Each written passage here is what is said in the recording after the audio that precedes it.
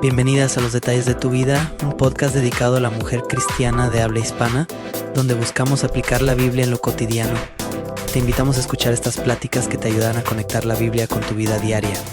Nuestro deseo es equiparte a cultivar verdades bíblicas en tu diario vivir como hijas de Dios y así poner tu fe en acción. Esperamos lo disfrutes. ¿Cómo estamos? ¿Cómo estamos? Es un gusto y un placer saludarlas otra vez. Creo que en los episodios últimos he mencionado que nos escuchan mucho en España y todavía estoy esperando escuchar a la gente de España. Así es que mujeres, háblenme, déjenme saber cómo encontraron el podcast, qué parte les gusta, qué les interesa. Y bueno, estoy muy contenta el día de hoy porque tengo a una amiga de toda la vida. Su nombre es Diana Epsiba. Bienvenida. Rapidito quiero contarles que ella es hija de pastor, así fue como yo la conocí, esposa de pastor el día de hoy, mamá de 3 hijos, 2 varones, una mujercita y profesionalmente ella es coach de liderazgo, trabaja para una compañía manufacturera que produce RVs y equipo para marítimo, transporte, etcétera. Así es que Diana, ¿cómo estás? Bienvenida, qué gustazo tenerte aquí desde el estado de Indiana. Estamos aquí desde Indiana, vinimos a conocer Nueva York y tuvimos la oportunidad de venir y compartir ahora contigo. Gracias por este privilegio, estoy emocionada. Muchísimas gracias. Y bueno, voy a contar la historia rapidísimo de cómo nos conocimos. Cuéntala. Éramos niñas. Ajá. Y yo iba a la iglesia de tus papás. Así es. Tu papá, le mandamos un saludo y un abrazo fuertísimo al pastor Antonio Santiago Vivaldo y la pastora Raquel. No es Vivaldo. Aclaremos.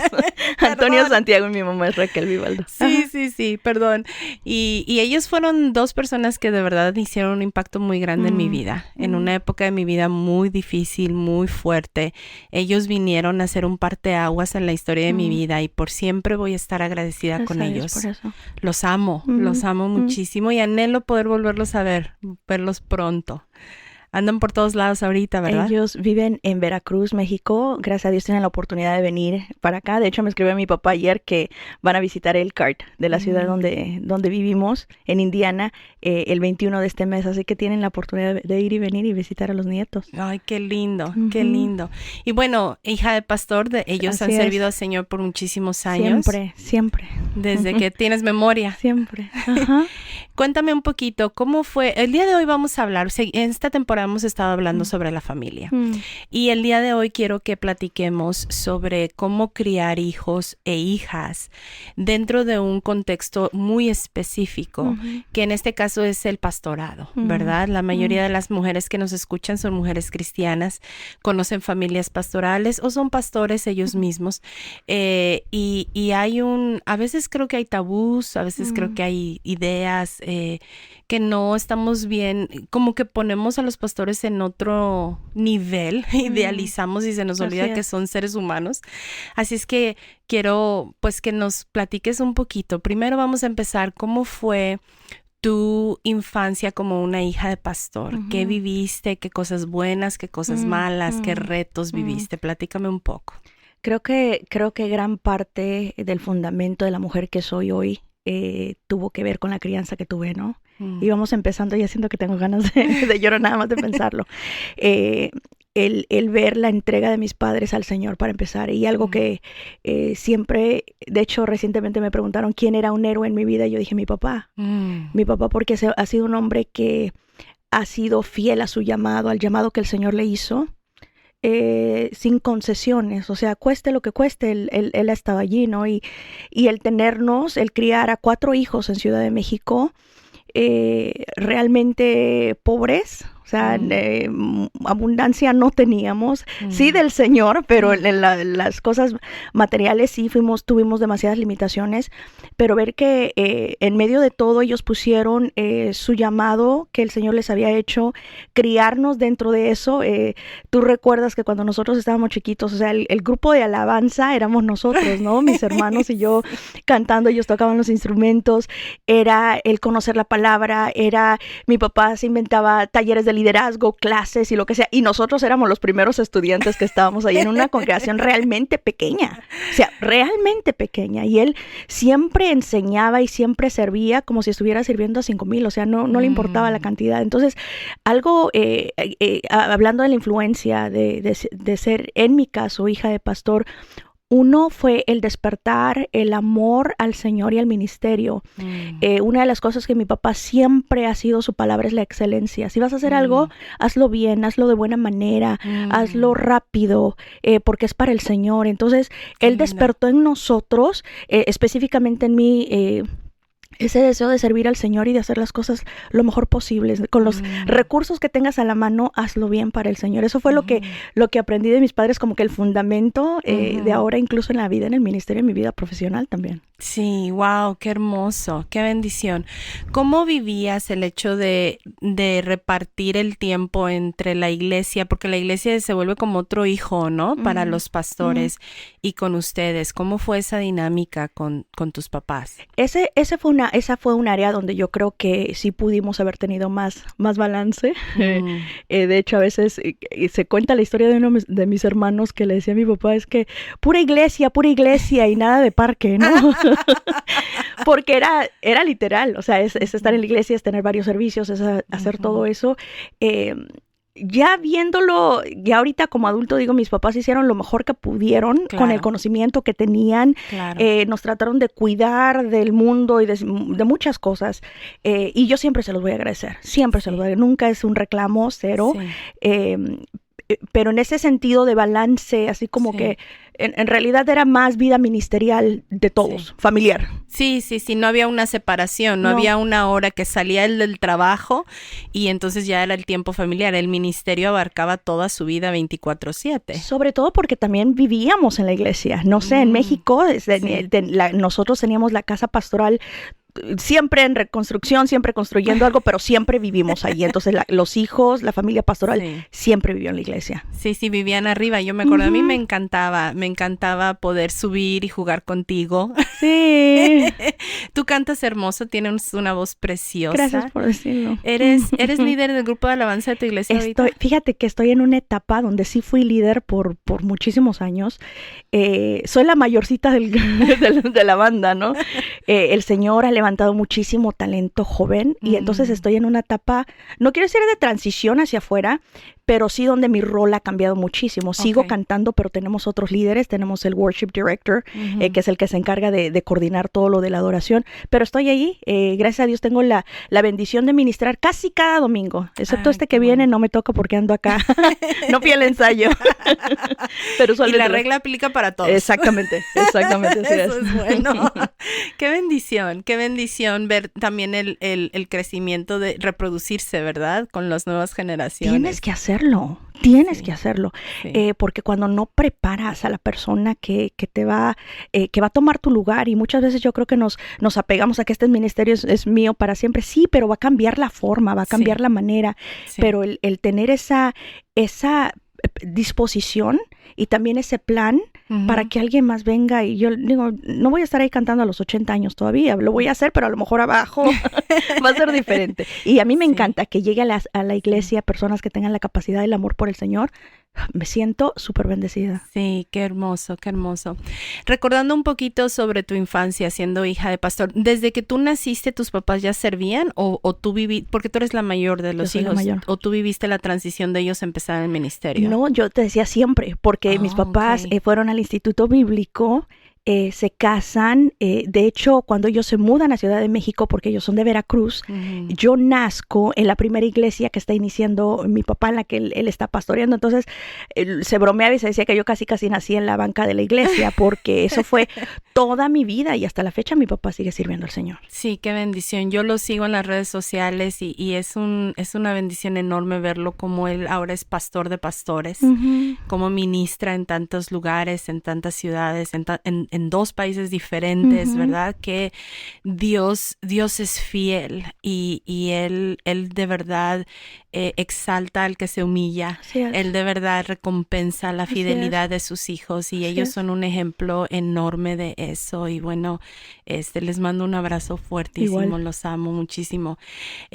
Si tú pudieras, viendo hacia atrás, todavía no me voy a mover al que eres esposa de pastor, viendo hacia atrás, si tú pudieras decirle a una mujer, porque hay mujeres que nos escuchan que son parte de la congregación y ellos y la congregación ama a sus pastores en general, ¿verdad? Ama a sus pastores, aman a la familia pastoral. Si hubiera algo que les pudiéramos decir, porque muchas veces como familia pastoral no puedes decir cosas que van a ofender a la gente. Sí. Pero si hoy en día ellas pudieran escucharlo de una hija de pastor y ahora tú siendo esposa de pastor y tienes hijos en una familia pastoral, ¿qué tú le recomendarías a esas mujeres en cuanto a su trato con los hijos de pastores?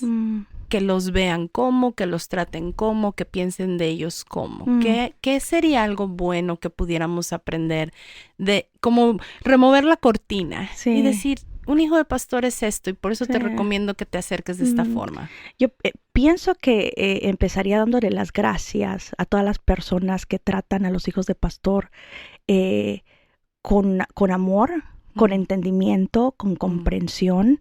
Ya te voy a contar un poquito cómo fue que nosotros manejamos esa situación ahora con nuestros hijos, pero yo me siento profundamente bendecida por las personas que entienden que el rol de padre y de madre, o sea que enfrentamos los mismos desafíos que ustedes, que nuestros hijos no son más santos o que tienen menos tentaciones, para nada, y que tienen esa compasión, ese entendimiento y tratarlo de una manera que acepta, que también creo que culturalmente hablando también puede ser el esperar un poquito más de los hijos del pastor, porque hay cierta responsabilidad que no sé por qué se te da. ¿Quién se lo inventó? Pero creo que sería un gracias.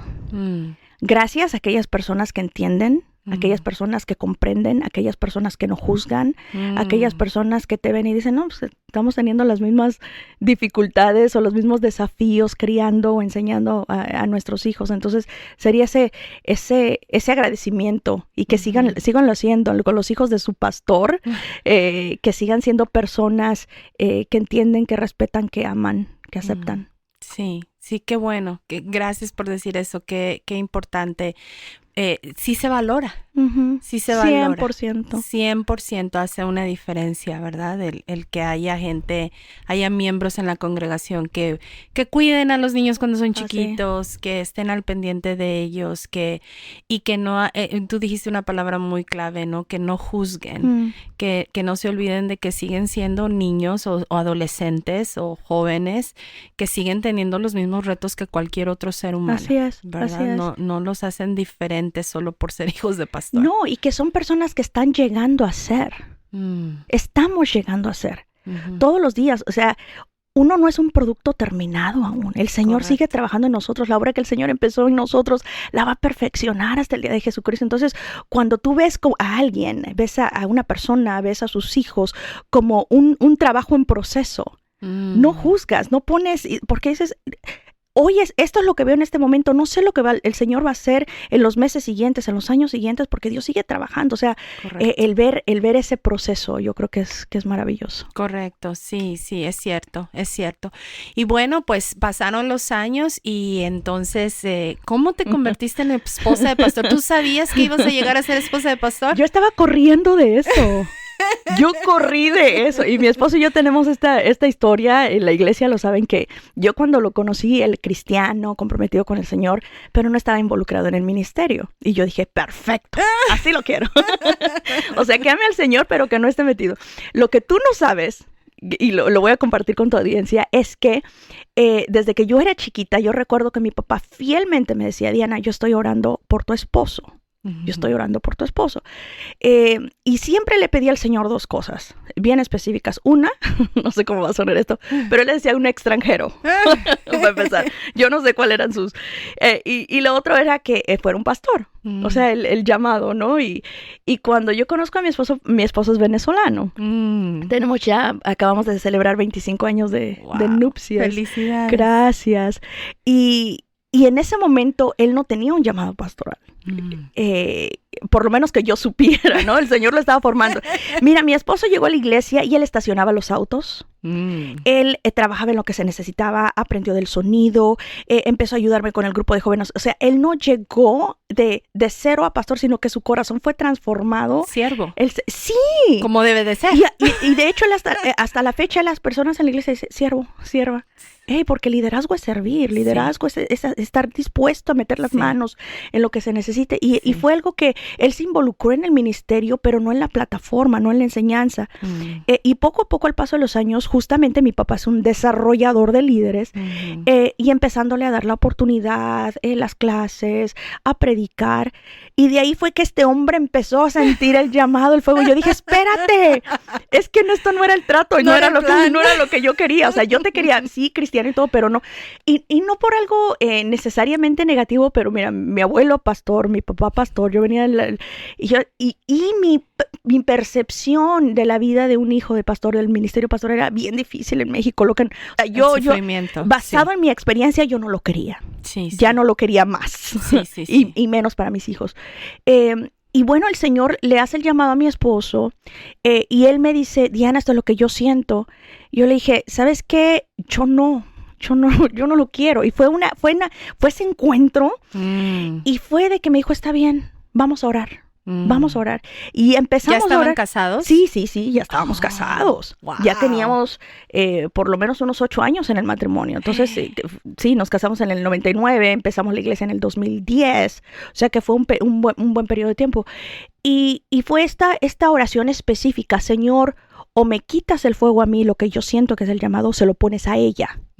Porque no vamos a entrar en el ministerio con uno de acuerdo y el otro, eso no va a funcionar. Tan importante. Y bueno, aquí estamos. En octubre vamos a celebrar 15 años en el matrimonio, en el ministerio. Wow. Pero fue un proceso.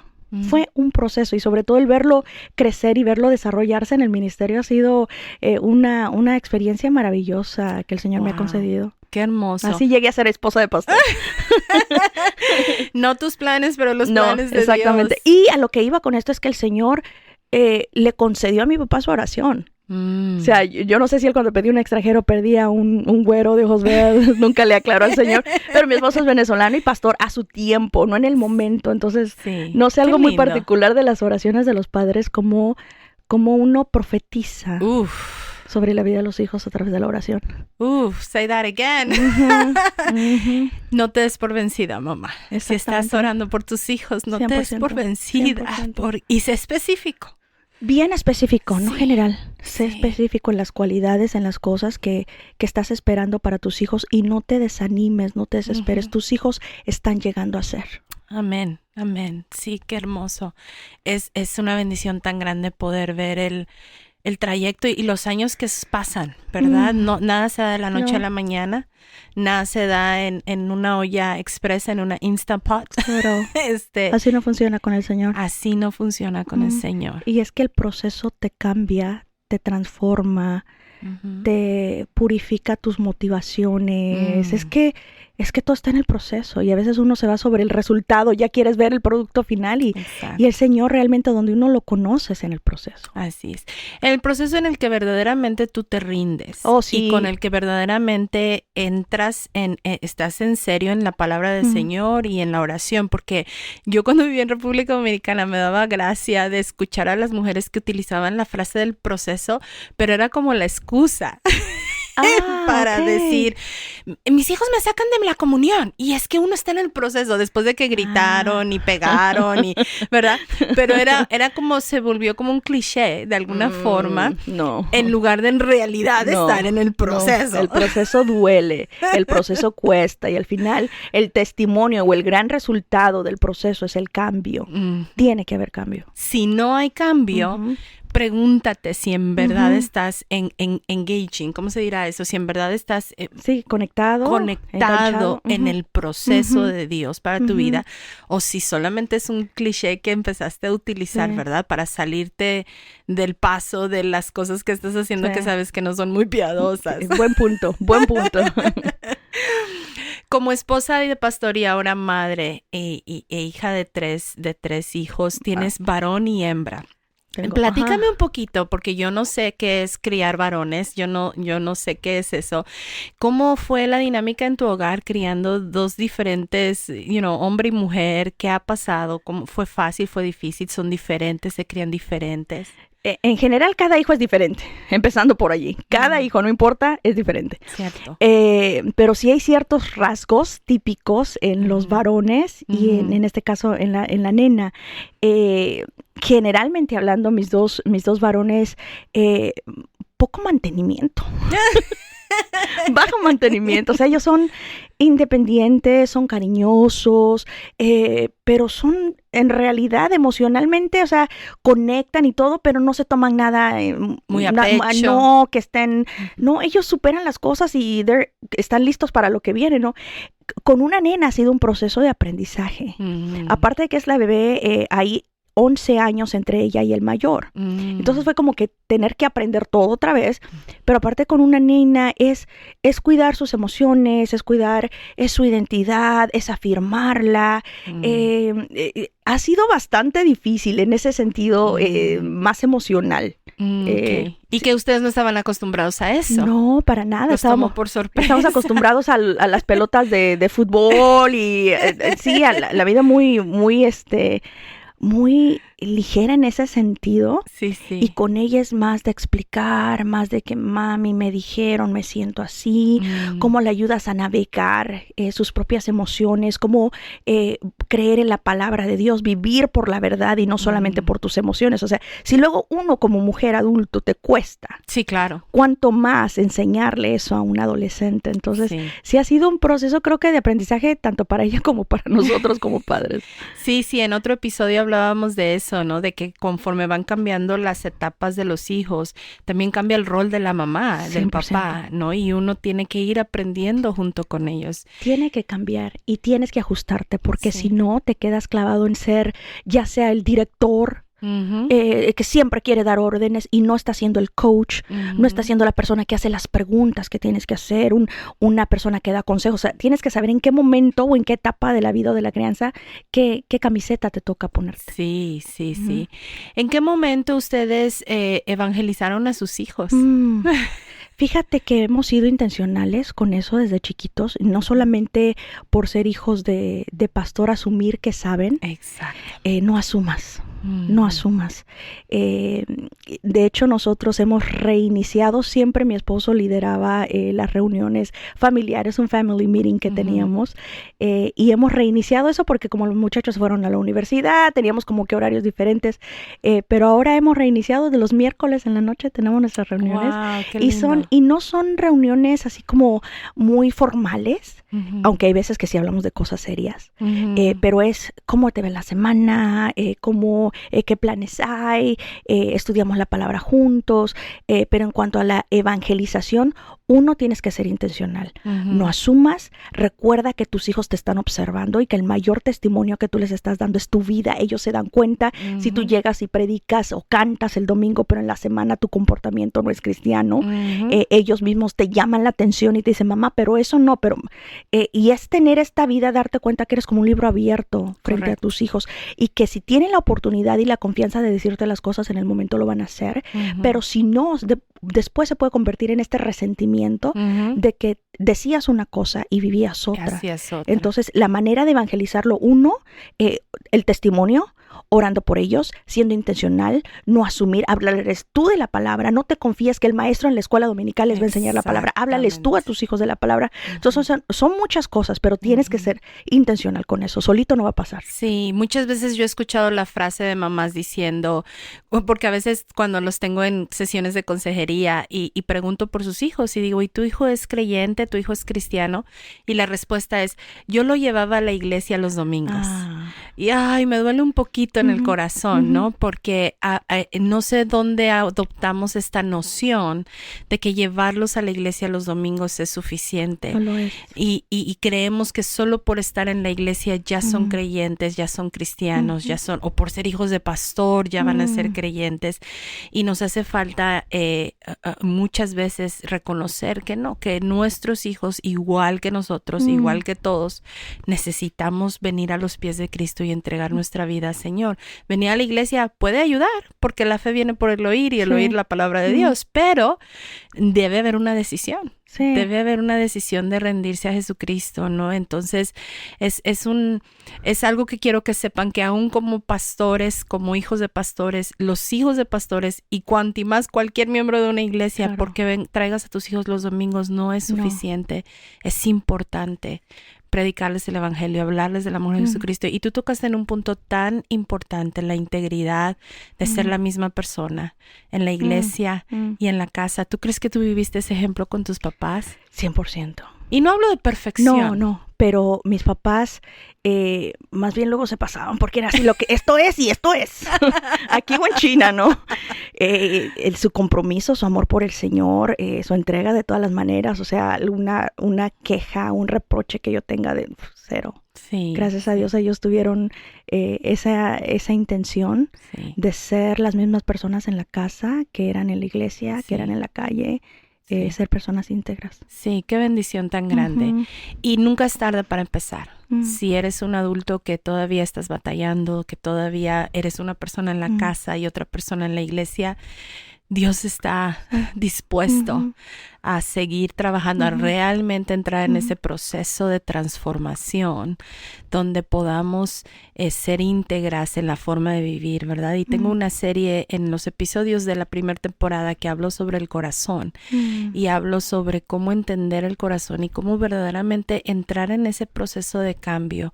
Nunca es tarde para iniciar, nunca es tarde para pedirle perdón a nuestros hijos cuando hemos tenido falta de integridad. Buen punto. Y pedirle al Señor que siga transformándonos, ¿verdad? Y siga cambiándonos. ¿Cuáles son las highlights, los momentos de mayor destello en tu vida el día de hoy como madre de hijos de pastor? Wow. Uno reciente fue que mi hijo mayor, Gamaliel, hablando de esto de ser intencionales con los hijos y no asumir, ¿no? El hecho de que recientemente se volvió miembro de la iglesia por su propia cuenta, no fue algo así que tienes que hacerlo, y fue una de esas cosas que dices, ok, vamos bien, vamos bien. Y fíjate que una de las cosas que he notado en mis hijos, hablando de hijos de pastor, ellos no sirven de manera pública o de manera de altar, por decirlo así. Mi hijo es productor también en la iglesia, es el que ayuda a dirigir las cámaras y hace, todos mis hijos han servido en la iglesia.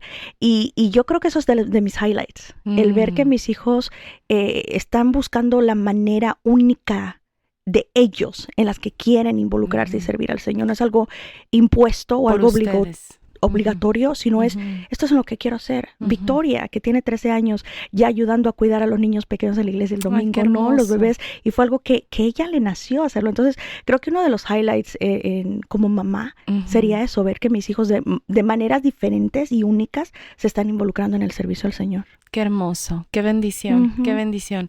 Si hubiera 2 o 3 cosas que le recomendarías a una esposa de pastor que tiene hijos y que están sirviendo activamente en una iglesia, en un país latinoamericano o aquí en los Estados Unidos, las iglesias hispanas en los Estados Unidos son muy similares en cultura y creo que tienen hasta retos más grandes que en nuestros propios países.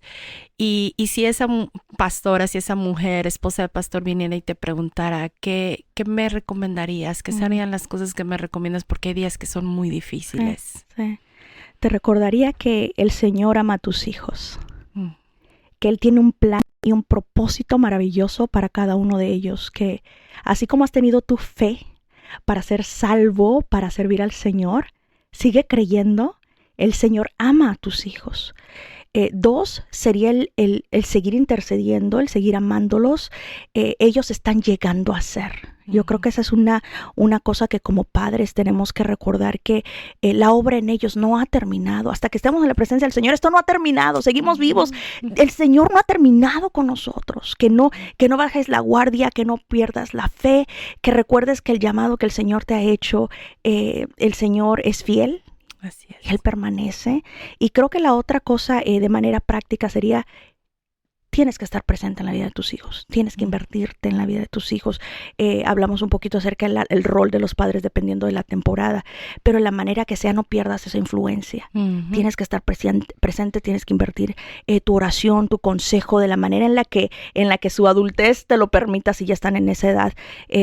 1, Dios ama a tus hijos. 2, ellos están llegando a ser, no pierdas la fe. Y 3, tienes que estar invertirte, ¿no? ¿Se diría así? Invertirte en ellos. Sí, presente. Excelente, me encanta. Muchísimas gracias.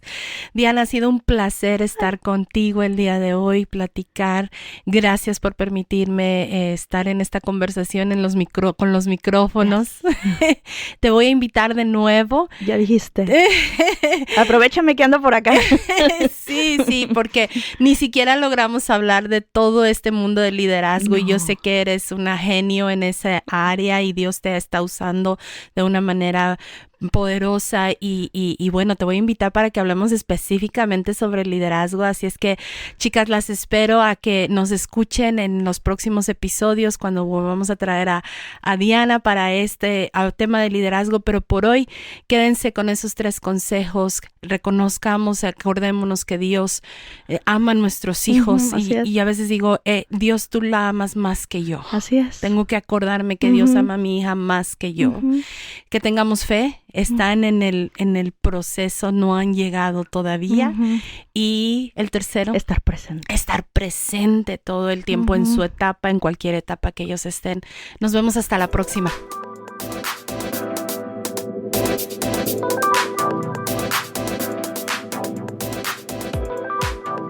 Gracias por haber estado con nosotros. Te invitamos a suscribirte a nuestro podcast para que recibas las notificaciones de nuestros nuevos episodios.